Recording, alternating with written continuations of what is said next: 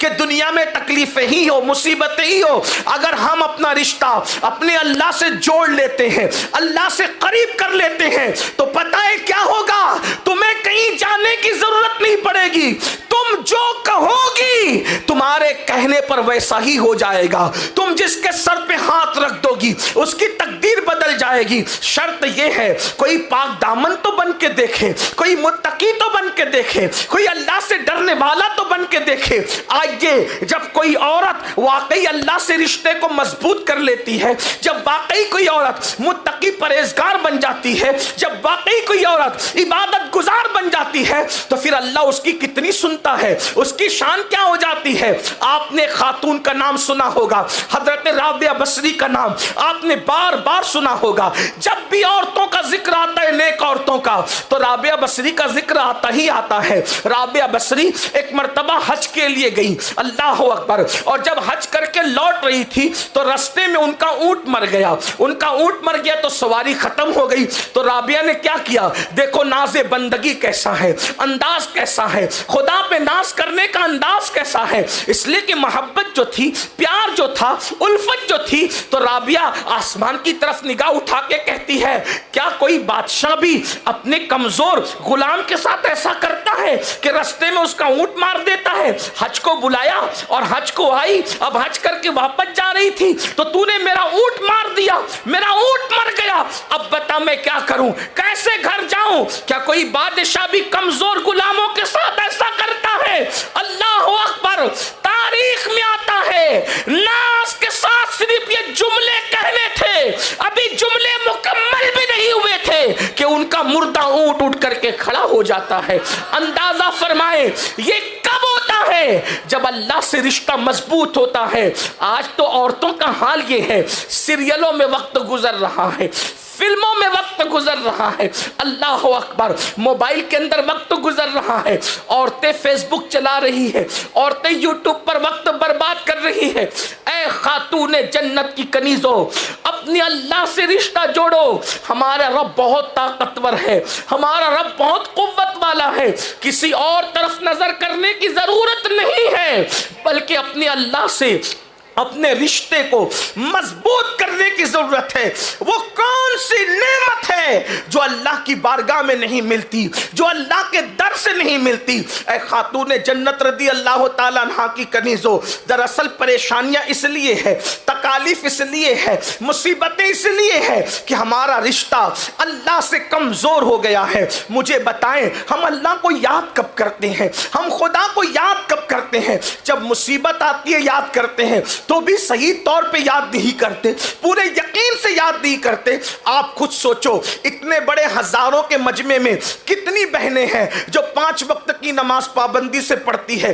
अपने आप में डूब करके सोचो मेरी बहनों, बताओ कितनी बहनें हैं जो 5 वक्त की नमाज पाबंदी से पढ़ती है? मेरी बहनों बताओ, जब अल्लाह के रसूल ने फरमा दिया जिसकी नमाज नहीं उसका दीन नहीं, फिर आप किस दिन पर अमल करती हैं? सीरियल के लिए वक्त है, गीबत के लिए वक्त है, औरतों के दरमियान बैठ करके इसके उसके घर में लड़ाई झगड़ा लगाने के लिए वक्त है, इसी तरीके से हर जुर्म के लिए वक्त है, शादियों में जाने के लिए वक्त है, वलीमों में जाने के लिए वक्त है, और अल्लाह की बारगाह में हाजिरी देने के लिए वक्त नहीं। एक वक्त की नमाज के लिए सिर्फ 10 मिनट का टाइम लगता है, 10 मिनट का। और याद रखना, कोई अल्लाह वाला बनना चाहे, आसान तरीका है, नमाज पढ़ो, अल्लाह वाले बन जाओ। इसलिए कि नमाज को छोड़कर किसी को ना अल्लाह मिला है ना अल्लाह मिल सकता है। नमाज को छोड़कर अल्लाह से किसी का रिश्ता ना कभी मजबूत हुआ है ना कभी मजबूत हो सकता है। ऐ खातूने जन्नत की कनीजों, जब सैयदना फारूक आजम उमर इब्ने खत्ताब रदी अल्लाह ताला अन्हु को शहीद करने के लिए जख्म लगाए गए, पूरे जिस्म से खून बह रहा था, पूरे जिस्म से खून रस रहा था, ऐसे में आप तयम्मुम करके नमाज की तैयारी कर रहे थे। किसी ने कहा अमीरुल मोमिनीन, पूरा वजूद खून से लहू लहान है। अब भी आप नमाज की से मैंने सुना, जिसकी नमाज नहीं उसका दीन नहीं, यानी दीनदार रहना है तो नमाज पढ़ना पड़ेगा। अब मेरी बहनों मुझे बताओ, हम सोचते अल्लाह हमारी सुनता नहीं, अल्लाह हमारी दुआएं कबूल नहीं करता, माज़ अल्लाह, ये शिकवे लेकर के बैठे हो। बताओ, एक वक्त की नमाज के लिए सिर्फ 10 मिनट का टाइम लगता है।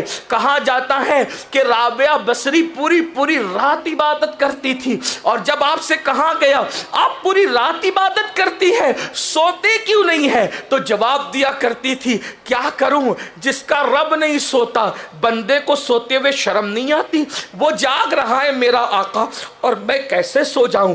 आओ आपको बताऊं, ऐ खातून जन्नत की कनीजों, जो अल्लाह के मुकर्रबीन होते हैं, जो अल्लाह के करीबी लोग होते हैं, अल्लाह उनकी सुनता है, हर फरियाद सुनता है।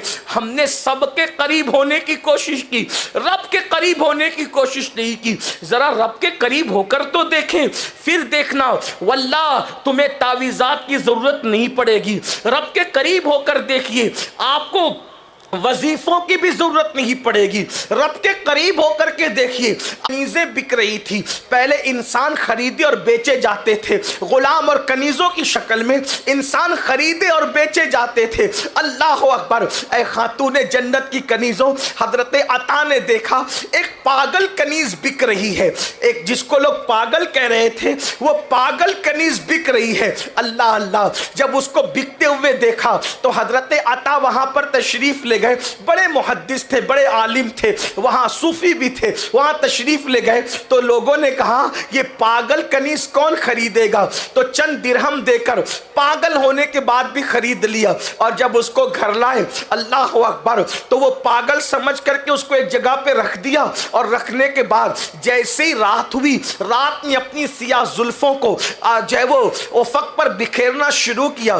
गोया के यूं कह ले, जैसे ही रात मुकम्मल शबाब की तरफ अपने कदमों को बढ़ाने लगी, तो हजरत अता ने क्या देखा, बिस्तर पे आप लेटे हुए हैं, चुपके से वो कनीज उठती है, उठने के बाद वुजू करती है और वुजू करके मुसल्ला बिछा के नमाज शुरू कर देती है।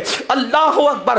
हजरत अता सोच रहे थे ये तो पागल है, पागल लोग भी कोई नमाज पढ़ता है, पागल लोग भी कोई इबादत करता है, पागल भी कोई अल्लाह का जिक्र करता है। लेकिन जब उस खातून को मुसल्ले पे खड़े हुए देखा, इबादत में देखा, तो दबे पैर उसके करीब गए। वो नमाज पूरी करके क्या कह रही थी जानती है मेरी बहनों, वो कह रही थी, ए अल्लाह, जो तू मुझसे प्यार करता है ना, जो तू मुझसे मोहब्बत करता है ना, उस मोहब्बत का वास्ता जरा मेरी फरियाद को सुन ले।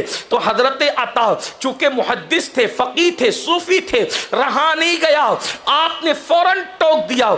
छुपना चाहते थे, छुप ना सके, दबे पैर गए थे मगर बर्दाश्त न हुआ, जबान से निकला, ए कनीज, अपनी जबान पे कंट्रोल कर, अदब की हदों को पार न कर।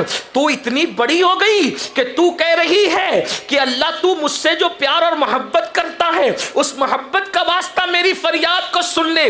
अरे नादान, ये ना बोल, बल्कि ये बोल कि अल्लाह जो मैं तुझसे मोहब्बत करती हूं उसका वास्ता, अल्लाह तुझसे कब से प्यार करने लगा, तू कब से अल्लाह की महबूब हो गई।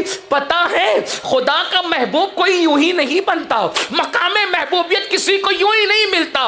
उस पागल कनीज को, जिसको लोग पागल समझ रहे थे, हजरत अता की तरफ देखा और कहा, अता, अल्लाह की इज्जत की कसम, वो मुझसे प्यार करता है, वो मुझसे प्यार करता है, वो मुझसे प्यार करता है। और फिर फरमाया, अगर प्यार न करता तो देखा तू बिस्तर पे पड़ा था, तुझे सुला दिया और मुझे बिस्तर से उठाकर अपनी खिदमत में खड़ा कर लिया। इससे बड़ी मोहब्बत की दलील क्या हो सकती है। ये जवाब सुन करके अता खामोश हो गए। ऐ खातून जन्नत की कनीजों, अब पता चला खुदा जिसको महबूब बनाता है उसे फजर में बिस्तर पे पड़ा नहीं रहने देता, उसको मुसल्ले पे खड़ा कर देता है। खुदा जिसको महबूब बनाता है उसे पेट भर के खाने नहीं देता, उसे रोजों की तौफीक अता करता है। खुदा जिससे प्यार करता है उसे फजूल बकवास करने नहीं देता, जिक्र की तौफीक अता करता है। अल्लाह अकबर। और उस कनीज ने उसके बाद जब हजरत अता को खामोश देखा तो निगाह आसमान की तरफ उठाकर कहती है, मौला कल तक तेरा मेरा मामला छुपा हुआ था, अब जबकि ये मामला लोगों पर आया हो गया तो फिर अब मैं दुनिया में रहना नहीं चाहती और मुझे अपने पास बुला ले।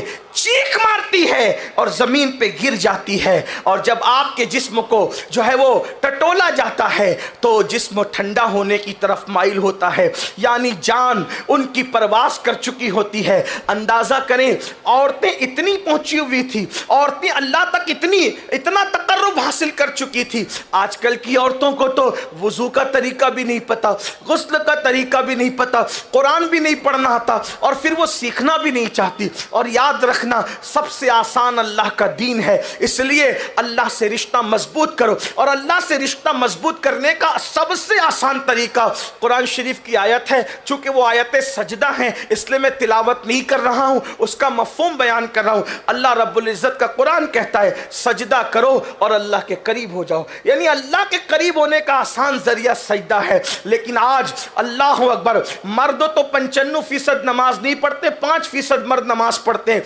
मगर औरतें तो शायद 2% भी नमाज हमारे माशरे में नहीं पढ़ती। और एक बात आपसे अर्ज करूं, जो आज लोग गुर्बत का रोना रोते हैं, गुर्बत की सबसे बड़ी वजह अल्लाह अकबर नमाज का न पढ़ना है। अल्लाह अकबर, याद रखना, अल्लाह के रसूल अलैहि सलाम ने इरशाद फरमाया कि जो नमाज छोड़ देता है अल्लाह उस पर 15 मुसीबतें मुसल्लत करता है। उसमें से पहली मुसीबत यह आती है, अल्लाह उसकी रोजी से बरकत उठा लेता है। बताओ, जिसकी बीवी खुद बेनमाजी हो, जो खुद बेनमाजी हो, जिसके बच्चे बेनमाजी हो, फिर उनके घर में बरकत कैसे होगी? रोजी के लिए दर दर की ठोकरें खाने वालों, रोजी के लिए इधर उधर भटकने वालों, और रोजी में बरकत के लिए कभी मौलाना साहब के पास, कभी तावीज़ वाले बाबाओं के पास, कभी मशाइख के पास चक्कर लगाने वाली मेरी बहन, हम तावीज़ के मुखालिफ नहीं है, बात को गलत तरफ मत ले जाना, लेकिन इतना ज़रूर कहता हूं,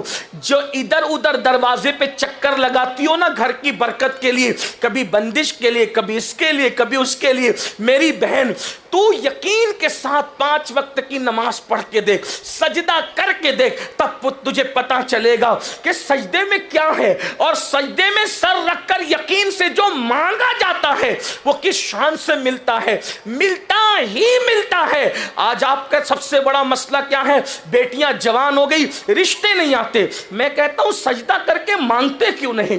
रात के आखिरी हिस्से में, रात के आखिरी पहर में अगर कोई वुजू करके अल्लाह की बारगाह में अच्छा वुजू करके 2 रकअत नमाज पढ़ के जो मांगे आंसुओं की बरसात में अल्लाह अता करेगा। अल्लाह का वादा झूठा नहीं हो सकता, उसका वादा है, उदूनी अस्तजिब लकुम, मुझसे मांगो मैं जरूर अता करूंगा। और यहां नेक और अच्छे बुरे, आलिम गैर आलिम, फकीर गैर फकीर, सूफी गैर सूफी, पीर मुरीद, किसी की कैद नहीं है। अल्लाह का ऐलान है, जो मांगेगा हम उसको अता कर देंगे। ये जो आपने पहाड़े पढ़ रखे हैं कि मौलाना हम गुनहगार है, याद रखना अल्लाह जैसे गुनहगारों का रब है, नेकोकारों का भी रब है। जैसे नेकोकारों का रब है वैसे गुनहगारों का भी रब है। उसके यहाँ दुआ की कबूलियत में नेको बद में ज्यादा फर्क नहीं है। दुआ की कबूलियत के लिए नेक होना शर्त नहीं है, दुआ की कबूलियत के लिए यकीन का होना शर्त है। जब यकीन से दुआ मांगी जाती है तो अल्लाह ताला सबको अता करता है। बल्कि बड़ी माजरत के साथ अगर आपको ये बात हजम नहीं होती तो मैं साबित कर सकता हूं, अगर काफिर भी मेरे अल्लाह से यकीन से मांगे तो अल्लाह काफिर को भी महरूम नहीं कर, अल्लाह काफिर को भी महरूम नहीं करता। दलील आपके सामने रख दूं कुरान से। शैतान से बड़ा काफिर कौन है ये बताओ? फिरौन भी शैतान के बाद काफिर है, नमरूद भी शैतान के बाद काफिर है। सबसे बड़ा काफिर कौन? शैतान। बल्कि जिसके कुफ्र का ऐलान कुरान करे वो काफिर शैतान है। वस्तकबरा वकाना मिनल काफिरीन, जिसके कुफ्र पर कुरान की आयत है तकब्बुर किया, काफिरों में से हो गया। कितना बड़ा काफिर है शैतान? लेकिन जब अल्लाह ने उस पे लानत का तौक डाला और उसको रजीम करके मरदूद करके निकाल दिया, तो उसने अल्लाह से मांगा ना, अल्लाह से मांगा कि नहीं मांगा? अल्लाह से कहा मुझे मोहलत दे, कयामत तक की जिंदगी दे, कयामत तक के लिए मोहलत दे। बोलो अल्लाह ने दिया कि नहीं दिया? जो अल्लाह शैतान को महरूम न करे, वो मांगे तो अल्लाह शैतान को दे दे। तो जब वो शैतान को अता कर सकता है, दिया कि नहीं दिया मोहलत? अरे तुम्हारे बाप दादा पैदा होके मर गए, वो तो पहले दिन से है और अभी भी है। वो हजरत आदम अलैहिस्सलाम की पैदाइश से पहले से था, अभी भी है। मांगा ना उसने, उम्र मांगा, अल्लाह ने दिया कि नहीं दिया? कभी शैतान बीमार पड़ता है, कभी उसको कोरोना वगैरह की वबा लगती है, कभी उसको ताउन वाउन इतने सब आए, कुछ लगा उसको, वो हट्टा कट्टा है, क्योंकि मांगा उसने और अल्लाह ने दिया। और दिया तो जो मरदूद कोई शान से अता करता है, वो महबूब की उम्मत को क्यों अता न करे? हम तो माइल बकरम है, कोई साइल ही नहीं, राह दिखलाए किसे, राह रवे मंजिल ही नहीं। अपने अल्लाह से अपने रिश्ते को मजबूत करें। जब खुदा से रिश्ता मजबूत होगा